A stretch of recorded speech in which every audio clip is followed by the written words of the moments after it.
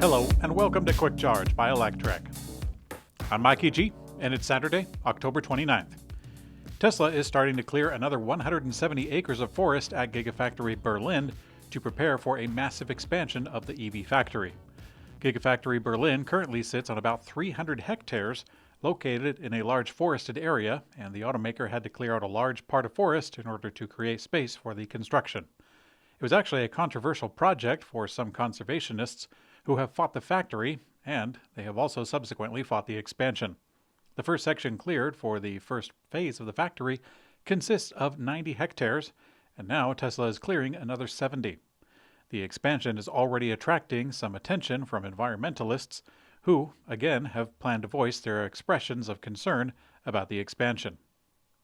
On the other hand, the company already employs 7,000 workers at the factory, but the number is expected to increase to 12,000 once it's at full scale. The Tesla Model Y took the top spot on the list of best-selling cars in Europe in September, and the electric SUV might stay there for a while. Reuters announced the accomplishment, which was based on new car registration data released by the London-based Jado Dynamics. The Model Y took this top spot away from the Peugeot 208, which came in second, and Renault's Dacia Sandero, which came in third. The electric SUV was able to take the top spot due to wider availability, thanks to Tesla ramping up production at Gigafactory Berlin. Tesla confirmed that the factory achieved a production rate of 2,000 Model Y vehicles a week by the end of September. It is expected that Tesla will keep the top spot in sales for some time. Tesla Powerwall was powering 44,000 homes in Puerto Rico during the latest island-wide grid outage from a hurricane. In 2017, Puerto Rico's power grid was actually badly destroyed, and at the time, Tesla had a somewhat recently launched energy division. Tesla focused its then limited Powerwall production on supplying Puerto Rico with battery packs that have come in handy once again. During the recent hurricane, the island's power grid was still not ready to take on another strong hurricane and was shut down for days. Fortunately, 44,000 homes already had Tesla Powerwalls. Many of those battery systems are also connected to solar power, which enables the homeowners to operate off-grid. Outside of those homes, other power options did exist, as other companies had released their competition for the Tesla products. General Motors CEO Mary Barra spoke with analysts on Tuesday, saying that GM's EV models will be able to qualify for the full tax credit within 2 to 3 years. The Inflation Reduction Act, passed in August, provides up to $7,500 for new electric vehicle purchases. However, the EVs must adhere to specific battery mineral sourcing and component assembly requirements to qualify, particularly the U.S. battery manufacturing. Starting next year, at least 40% of the value of critical minerals used in EV batteries will need to be manufactured or assembled in the U.S. with its free trade partners or recycled here in North America.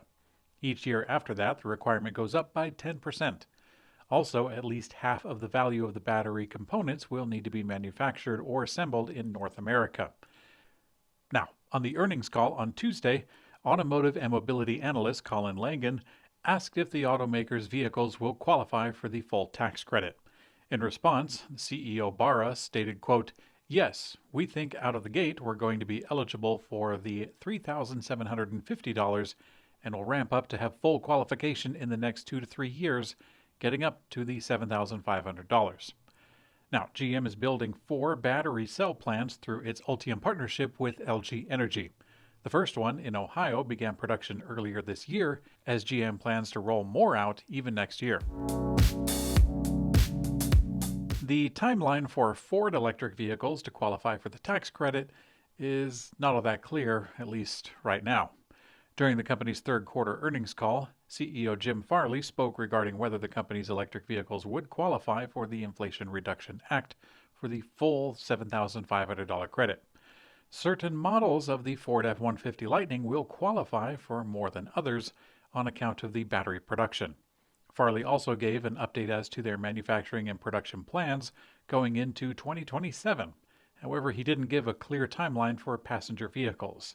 From a business standpoint, Farley did note that commercial EV credits are a very important part of their business and that Ford is well positioned to offer great commercial products, since Tesla has no such offering and Rivian will be busy supplying their large Amazon order for some time. Electrek takes a road trip in the Ford F-150 Lightning from New York City to Detroit. The stops are anywhere from 100 to 150 miles apart, and each of them lasts 30 minutes of charging.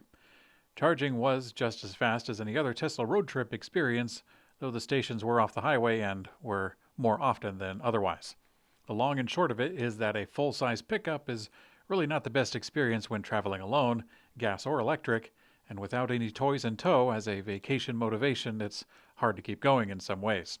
If the experience was in a Kia EV6 or a Tesla Model 3, the charging stops would have been half as long and it would have required half the energy. BP Pulse, the global oil leader's charging infrastructure unit, is teaming up with Hertz to build a network of EV fast chargers in high-demand locations, such as airports. Having charging solutions makes total sense, with Hertz quickly expanding their fleet of zero-emission vehicles. It started with a 100,000 Tesla order, then 65,000 Polestars, and then 175,000 GM electric cars. All of that's going to take a lot of charging. The first planned site is a partnership with Hertz, located at a Los Angeles airport location, serving as a hub primarily for ride-hailing and taxi fleets. A $2 million grant from the California Energy Commission will partially fund the project, with BP Pulse in charge of installation and infrastructure management. In today's community comment found on YouTube, as recommended by Rob Clark, I went and took a look at the video on the channel Tesla Daily to find context on the recent news of Tesla's criminal probe launched by the Department of Justice. The host of the video, Rob Maurer, was referencing the time frame of the start of the probe, which was in the news story of being launched about 1 year ago. Myself, I was actually kind of worried that the news story had been reported 2 times. Once a few months ago, and then just a few days ago. But such was not the case. The news story is recent, just a few days old as of right now. But Rob had poignantly noted that since the investigation itself was launched a year ago, and we're only hearing of it right now, he doesn't think a whole lot will come of it. I'm inclined to agree. Although, government entities aren't known for moving fast, they can once they drop the hammer. Thanks for watching Quick Charge by Electrek. I'm Mikey G, and I hope you have a great day.